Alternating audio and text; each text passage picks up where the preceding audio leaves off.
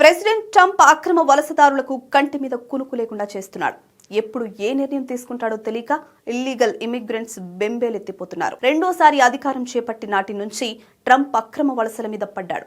వారిని దేశం నుంచి పంపించడానికి ట్రంప్ ఎన్నో కఠిన చట్టాలు తెచ్చారు. అయినప్పటికీ ఇంకా పూర్తి స్థాయిలో వారు వెళ్లకపోవడంతో ప్రస్తుతం వారి కోసం యుఎస్ గవర్నమెంట్ ఒక డీల్తో ముందుకొచ్చింది.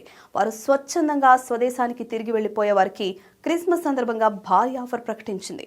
ఈ నెల 31వ తేదీలోగా CBP1 యాప్లో తమ పేరును నమోదు చేసుకున్న వారికి $3,000 ప్రోత్సాహకాన్ని అందజేస్తామని, స్వదేశానికి చేరుకునేందుకు ఉచిత విమాన టికెట్ ఇస్తామని ప్రకటించింది.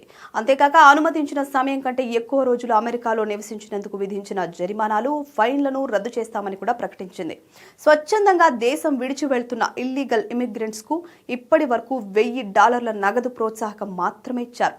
తాజా ప్రకటన ద్వారా అది 3 రెట్లు పెరిగింది.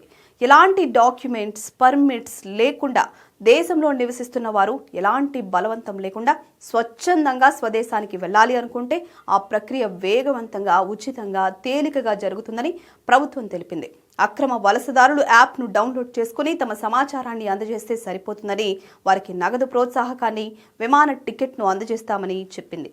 ఈ ఆఫర్ హాలిడే సీజన్కే పరిమితమని తెలియజేసింది.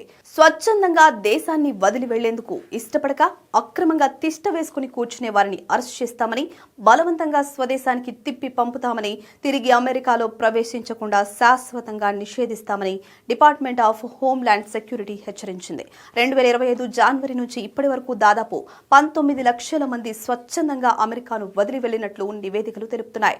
తాజా ఆఫర్తో మరింత మంది అమెరికాను వీడుతారని ట్రంప్ అడ్మినిస్ట్రేషన్ ఆశిస్తోంది.